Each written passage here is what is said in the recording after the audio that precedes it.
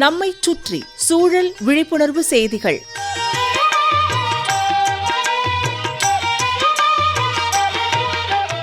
அன்புள்ள டேனியல் ஐயா அவர்களுக்கு உங்கள் மாணிக்கம் எழுதும் மடல். நலம் நலமறிய ஆவல். முக்கனிகள் மா, வாழை, பலா. இதுல வாழை மட்டும் ஆண்டு பயிர், மற்றவை மரப்பயிர்கள். 1 ஏக்கர் வாழை சாகுபடி செய்கிறோம்னா சுமார் 800லேருந்து 1000 கட்டைகள் வரை நடுறோம். இதிலிருந்து 30-35 டன் வாழை தண்டு நமக்கு கிடைக்கும்.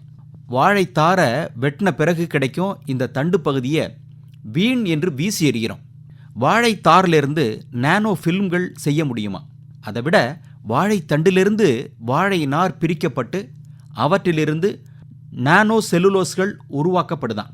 நானோ செல்லுலோஸோடு கார்போஹைட்ரேட் பாலிமர்களை இணைத்து நானோ ஃபில்ம் பைகள் தயாரிக்கப்படுதான். இந்த பைகள் பாலித்தீன் பைகள் போலவே இருக்கிறதுனால பயன்பாட்டுக்கு மிகவும் எளிதானது. வாழைத்தண்டிலிருந்து உருவாக்கப்படும் நானோ ஃபில்ம் பைகள் எளிதில் மக்கக்கூடியவை அப்படிங்கிறதுனால சுற்றுச்சூழலுக்கு பாதுகாப்பானது.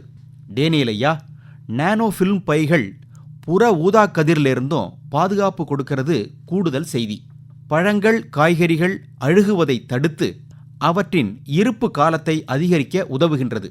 பாலித்தீன் பைகள் பயன்பாடு ரொம்ப அதிகமாயிட்டிருக்கு. நமக்குள்ள ஒரு கட்டுப்பாடு இல்லாமல் போயிட்டுருக்கு.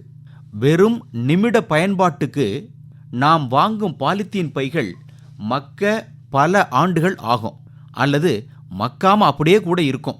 புவியியல் சூழலின் ஒட்டுமொத்த மாசுக்கும் காரணமான பிளாஸ்டிக் பைகளுக்கு மாற்றா நாம் வீண் என்று ஒதுக்கிற வாழை தண்டிலிருந்து தயாரிக்கப்படும் வாழை நார் நானோ ஃபில்ம் பைகளை பயன்படுத்தலாமே.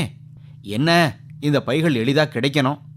அதுக்கு விஞ்ஞானிகளும் அரசாங்கமும் உதவி செய்யணும். இதை செய்தா ஒரு கல்லில் 2 மாங்காய் அடிக்கலாம். ஒன்று, வாழை சாகுபடி செய்து வாழைக்காய் கனியை மட்டும் எடுத்துக்கிட்டு மீதி இருப்பவற்றை வீணென்று ஒதுக்குறோம்.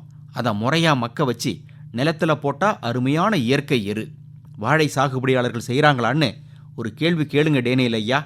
அடுத்தபடியா, இந்த வாழை தண்டிலிருந்து நானோ ஃபில்ம் பைகள் தயாரிக்கிறதுனால ஒரு தொழிலகம், இண்டஸ்ட்ரி உருவாகுது. வேளாண் சார்ந்த தொழிற்சாலை உருவாகுது. 10 பேருக்கு வேலை கிடைக்கும். கழிவுலேருந்து விவசாயிக்கு காசும் கிடைக்கும். இன்னொன்று மிக முக்கியமானது, நம்ம மக்கள் இன்னைக்கு எங்கே போனாலும் கையை வீசிக்கிட்டு போகிறாங்க. கையில் பையும் இல்லை, பையில் பைசாவும் இல்லை.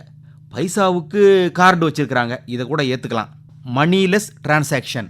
கையில் பை இல்லைங்கிறது தான் வேதனையானது. அங்கங்கே என்னென்ன பொருள் வாங்குறாங்களோ அந்த கடைக்காரர்கிட்ட இவங்களே ஒரு கவரில் போட்டு கொடுத்துருங்கன்னு கேட்குறாங்க, அல்லது அவரே போட்டு கொடுத்துடுறார். இப்படியே இது தொடர்ந்தா நமது சூழல் என்னாவது?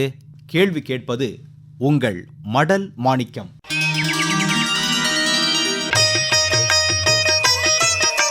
நம்மைச் சுற்றி சூழல் விழிப்புணர்வு செய்திகள் கேட்டீர்கள்.